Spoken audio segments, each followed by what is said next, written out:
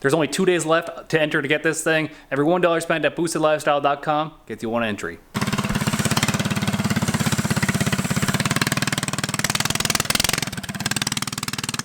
For best results, always lift with your back. Oh, yeah! Pretty heavy. Okay, we gotta build a chain guard. So, if we put a piece of pipe like this, yeah, I have an idea. Now we get to bust out the Pac-Man bender, because I'm middle class fancy like that. Also, fair warning, I'm just winging it right now. I don't know, 41 degrees sounds like a good number, doesn't it? And then there's spring back. Boop. Just a little to the left. I has an idea. I'm gonna cut a piece of 1-inch pipe. Probably should put this on. Smooth. Now said 1-inch pipe should fit here. I'm gonna cut it off a little bit right there, and then this pipe should slip inside this pipe, and we can drill both of them, and then it'll be removable once I weld it. Oh, that's so smart. This piece just slides in this pipe.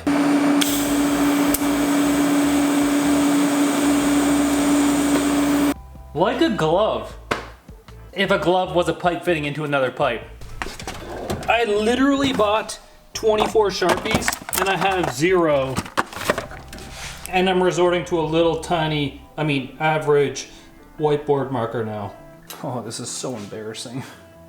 I want it to start bending right here. I know the center line radius of the pipe is 3.5 inches, so it should work out pretty dang good actually. I know how to do this. I know how to do this right now. I have the Rogue Fab bend offsets here. It's 4.5 inches that I have to put this die, start feeding it through and bending it that way. Perfect, okay. So 4.5 inches from this line.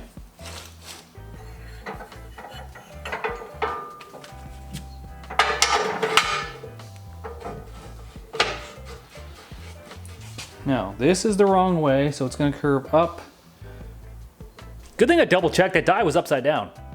Smart like hammer. For whatever reason, I don't know if the distance from here to where my bend started didn't work out, but it definitely didn't work out, unfortunately. You know what I did? I didn't account for this piece. The 4.5 inch measurement was adding the distance of this piece as well. So this should have been on the other side of the line, I think. So as you can see, this is where our thing was. We measured to where the bend starts. It is roughly 3 inches, but I bet you if we measure to the other side of this piece, it's 4.5. So this piece, I forgot to include it in the measurement of where I wanted to start. Oh, that's money. See, now you're protect from clutch, but then we're gonna build a bracket from like here to stabilize it, and then just weld it up. And I might put a plate in here, along the inside a little bit there, just to protect you from the chain too. Cut ourselves a little bracket here. This piece is gonna fit just like that.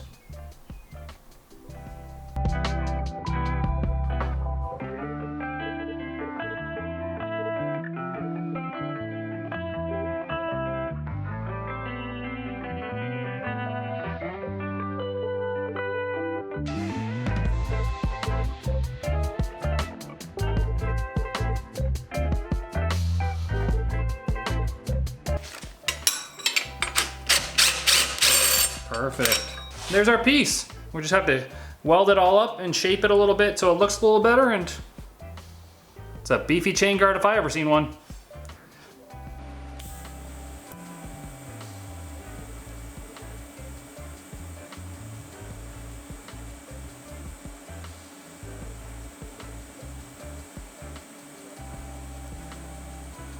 Making it more safer for my homie who wins.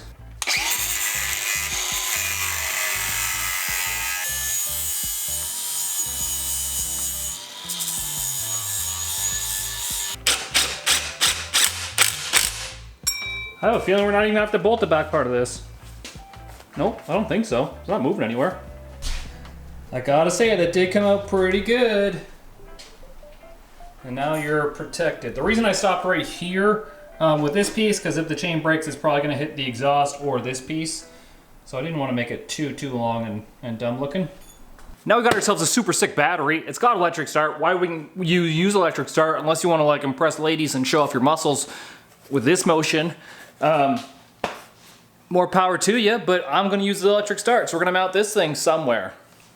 That's probably actually a pretty big battery for this engine. I mean, it's a 420, but it probably doesn't make all the compressions. Like I'm saying compared to like a 420cc snowmobile engine, this probably doesn't make as much. Snowmobiles are mostly two-stroke. I don't even know what I'm talking about anymore. I'm pretty sure I'm just gonna mount it right here. This seems like the easiest spot to mount it. I just have to put a bar from this plate forward and then put 2 holes in it and we can bolt it down right there. I considered putting it in the front. It's a little bit too tall and you have to like tip it, and then really if you end up hitting something right here, the battery is what takes the, I mean if you hit something there it's gonna suck anyways, but the battery takes the most force.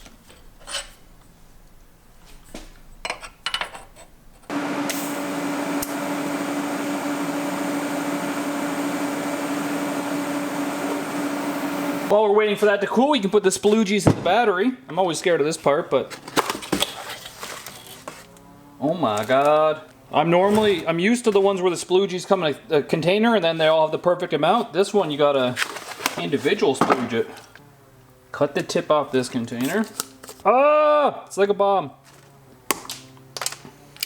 I might have cut too much off the tip. That's definitely not what you want to hear during a circumcision, but... Slowly fill each to the upper level. Delicate, Ricky. Delicate. And now while we wait for the battery to do like science and shit, we gotta build a new cable right here, because this one is definitely not gonna be long enough. So I'm gonna take this one off, we're gonna build a new one, and it's just gonna be longer. Probably no explanation needed for that one. And my wire is actually slightly bigger, except it looks a little bit smaller when you put this rubber piece on it. And I gotta get rid of this big terminal. There's a reason I have 2 sets of 909 channel lock pliers. Not only are they the best bead rolling pliers, they're also the best at being the pliers they were intended to be. So as you can see, factory bead roll, no bead roll. I shouldn't say factory bead roll, that's just the way it came. It's actually a really thin pipe, so it should bead roll pretty good. I won't go too far because it's sore on your forearms. Factory bead, 909 channel lock bead. I've been telling y'all for years. That's like perfect. They're also great for cutting and for crimping. Toy. See, 909's for everything. Sleeving our power cable because we got to keep that middle class fancy reputation. 2 spliney sticks and a plate. 1 nut on the bottom. Another nut on the bottom of that one. I guess I'm usually the one making noise, so I guess it's alright that the neighbors make noise sometimes too. Isn't that a cool exhaust tip? Let's put our battery in now. It's been charging for like a couple hours.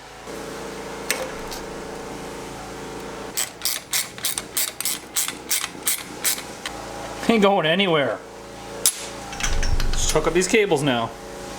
Now let's see if I'm a professional amateur electrician.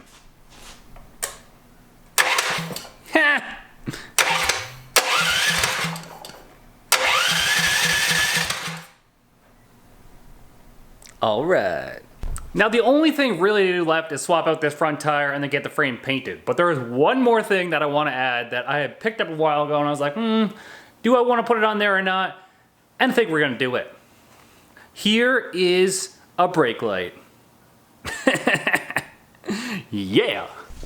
I just built a quick little bracket that's going to bolt right to there. I was going to mount it down here, but that seems too low, like nobody can actually see it. So we're going to bolt it up here.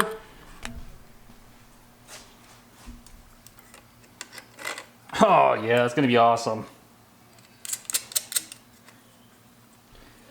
So the brake handle has a switch up here, which I assume is normally open. So we crimped up 2 of these things.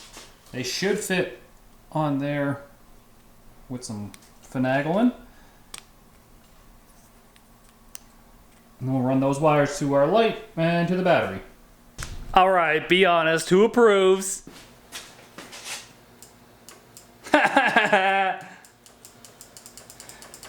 So not only am I gonna brake check you, I'm gonna flip you off at the same time.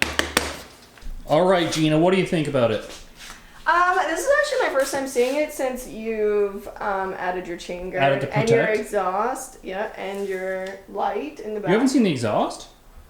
Crazy. Press the No, press the it's brakes. not. Press the brakes. And check this. What? What? It won't start, but it's got a electric start. It won't start. No, the choke's off. Oh. Yeah. Electric start is nice. It is nice, right? Mm-hmm. So we're gonna take it out, and I'll let you take it over there. Always lift with just your back. All right, Vagina, jump on there. Jump on. You've never driven this either, have you? No, I haven't. Here's the choke. Let's see. Choke.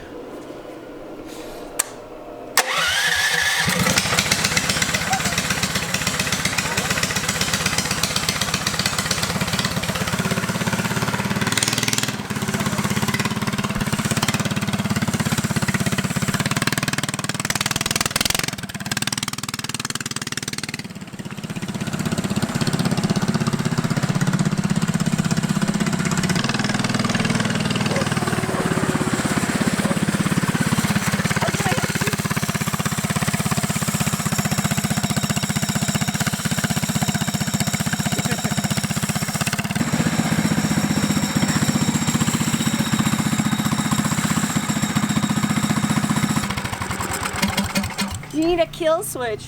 I almost don't want to get rid of it now. It works so kinda great, cool, right? Yeah. It's fun. Yeah. And it's a lot better seating position than the last one, right? The one that you said wheelied like anytime you gave it gas? No, the very first generation one. Oh, that one? Well, Yeah. you didn't even put a seat on it though. Yeah. You gotta sit on Gen the 1 is just like a piece of hard metal. And that one feels much more comfy, right? Oh, yeah, it's an actual seat, so yeah. yes. And push down the front. Pardon me? Like Push down the front. this? Yeah. Like, There you go. oh yeah. Wait. Now What? do it. Yeah, I almost don't want to like get rid of this one, but like I said, man, my word, the 15th is the last day to get entered. Every $1 spent, boostedlifestyle.com gets you 1 entry. I've seen the brake light flicker, and that's pretty cool. It is by far like the coolest pit rig. Like, who else has one of these at the track? True. Nobody. So the last thing I obviously have to do is put the other front wheel on. I just need to get the other one unseated, and then get it painted. And Oh, you're getting a different wheel for the front? yeah, so the wheel I have is the same diameter as that wheel, but it's not a wheelbarrow tire, and it's like 5 inches wide, and that one's only 4 inches wide, and I'm putting it on okay. an actual steel rim. So this is going to be the stance of it. It turned out great. Not very tippy. Not very tippy. I was just trying to see. I'm sure like I'm sure you could tip it if you were. could. Yeah. yeah. I mean, if I can like. Quick little walk around for you. That exhaust tip. Give me some brake light. You get a finger. Cool. I like it. It's pretty cool. It is. We're also looking for some track day sponsors, so if you're interested in that, my email's down in the description. Hit me up, we can talk about it. Peace easy, and get that V.